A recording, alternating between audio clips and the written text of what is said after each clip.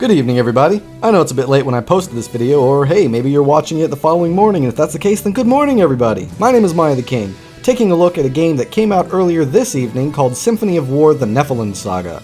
Now, as I'm sure you can tell by now, and if not, then maybe in a couple minutes, this here is a game very similar to Fire Emblem. Is it made by the same people? I don't know. Was it written by that guy who came up with the Fire Emblem stuff and put out that other game before that I gave a bad review to without knowing that he was the one who did it? Again, I don't know. What I do know is that it was developed by Dancing Dragon Games and published by Freedom Games. It's a tactical RPG, story-rich fantasy drama kind of game with tactical turn-based combat. If you want to see what I mean, then keep watching the video a bit longer and you'll get to see the main gameplay component of this game. I don't really have a lot to say about this game, honestly. I mean, it's pretty good, that's what I know. Don't be fooled by the graphics. No, it doesn't have top-of-the-line graphics, but it does have decent enough graphics for it to be fun as long as it still provides on other fronts. So the question is, does it? Well, in my own personal opinion, yes it does. I don't know a lot about the story, because I didn't play it for that long, I just played it for over an hour. But here's what I do know. You are some Imperial officer working for an empire tracking down a traitorous rebellion. That's pretty much all I got so far in the story, but let's get into the good stuff of this game. So the game has a good tutorial that teaches you how to play while also incorporating the story, so it's really well done, and this is how I like my tutorials to be done, so this is good. The price is really good too. That is, as long as the game is longer than 10 hours. It's $20. Technically, as long as it's 4 hours long, it should be worth it still, but with graphics like this and a bunch of other variables, it should be much longer, which would easily make the price tag worth it. Then you've got the sound effects, the partial voice acting, and the overall gameplay component. Those are great and deserve recognition. The fighting sounds, the music, and the partial voice acting are all great. They fit perfectly, they sound perfectly, and yes, I said partial voice acting. There isn't any in cutscenes or dialogue, but during gameplay you still get to hear a bit of them talking, and from what I can hear, the voices fit the characters and they sound good. As for the overall gameplay component, well, that is probably the most attractive part of this. While playing this, you really get a feel of the whole Fire Emblem mood of the game. It's just like you'd expect for a game like Fire Emblem. The characters are well done, the story is pretty basic, and repetitive compared to previous Fire Emblem games, but that's not that big of a deal to me, especially if you've been playing as many Fire Emblem games in your life as I have. I've been playing them since the very beginning. They all tend to be a bit repetitive in terms of story. Some kingdom is having issues and needs to be solved from you and your party before you're a part of that kingdom, and now it's stable after you've solved that problem, and now that you're part of this stable kingdom, you're moving against another kingdom for some reason, and there's probably some dark secret or ancient evil that you're going to need to face, blah blah blah. But the gameplay here, I like. Also, the art style, I really like it. Now, I'm not talking about the main gameplay, I'm talking about the characters that are drawn and some of the other little tidbits around, here and there. The little pieces of art stuff there I like.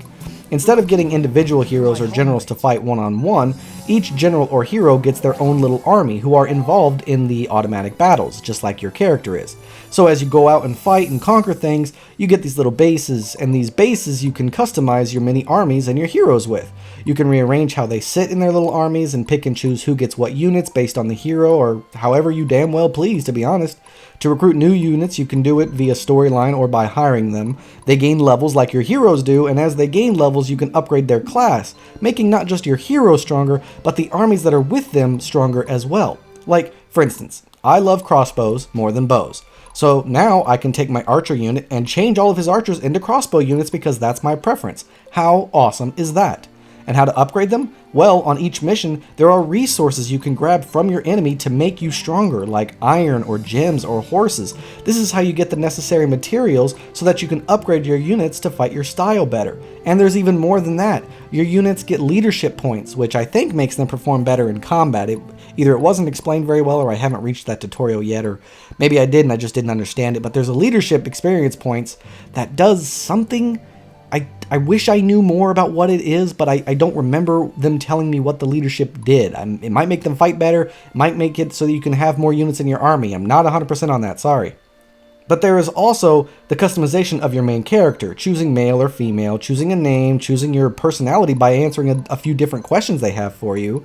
And I kind of like that because you can play it differently and see what happens and what changes. You can bond with your teammates and eventually find a lover, I think, which I love the possibility of romance here. I love romance in all my games. Like, I'm a hopeless romantic at heart through and through.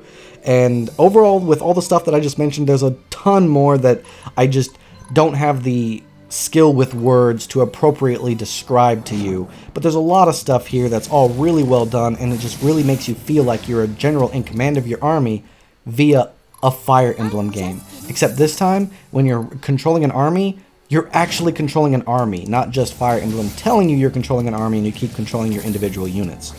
Is it as good as some Fire Emblem games that I've played? Well, I mean, not really. The first one will always hold a special place in my heart, and then there was that one that came out, I don't remember the name of it, but there was another one that came out for the 3DS a long time ago, and that one was a really good one too. But even so, is this a good game? I really think so. I think the game is really well done. It's a lot of fun, it's really well written, and the gameplay is engaging. The story is fun enough and interesting enough, at least for me to want to keep going, and for that price, it's really hard to look the other way from this one. I've had my eyes on this game for a while, and I loved the idea of personal armies in a Fire Emblem game, which this looks like how it wanted to be advertised, and boy oh boy did the game deliver. I don't really have a lot of bad to say here, so I won't. The only thing I can think of is how I wish there was more voice acting, and how the game is just a bit glitchy at times. But other than those, the game was really well done, and it was hard for me to find anything bad to say. There's a little bit of glitchiness when it comes in terms of, and I mentioned earlier that it's a little glitchy, but what I mean is controlling on the map, sometimes the little cursor thing you have is a little off. There are times where the game slows down and speeds up, but it's not a frame rate issue. I can't really explain what that is. And the same thing happens with the dialogue boxes as well. You'll be sitting there and clicking on the different things, and you're trying to get through the dialogue, but then randomly the words pop up and you click, and then you just missed the whole last two sentences that guy was saying.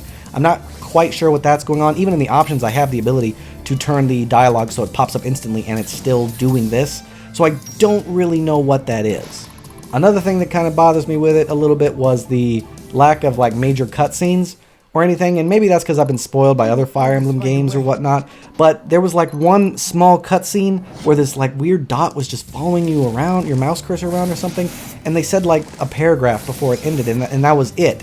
Like there was nothing else, and I don't know, maybe I'm just spoiled, but I feel like for a game that's supposed to be proposing this epic story, it should have an epic beginner, you know what I mean? But it kind of didn't. The game was a little slow in the beginning, and that might turn a few people off, so keep that in mind when you're jumping in. It might start off a little bit slow, but it's one of those games where you have to really just sit down, get invested, and be in for the long haul to enjoy it. But yeah, there's not really anything else I can say. Go out and try this game. I think even if you're not normally a fan of games like this, then you should go try it anyway. I mean, after an hour, you're going to know what you're getting into and can always get that refund, but I would still highly recommend that everyone play this game and check it out. So that's all I got. I know this video is a little short, sorry about that, but it was kind of just, you know, I pretty much got out everything to say that I needed to say. Not a whole lot of bad, but a lot of good, so take that for what it is. So thanks so much to everybody who watched this video. If you have any questions or concerns, please let me know in the comments below, and I'll try to respond as soon as possible. Don't forget to like, comment, and subscribe, and support my little channel, and thanks again for watching. I can't wait to see you all again on my next adventure, and until then, I bid you all farewell.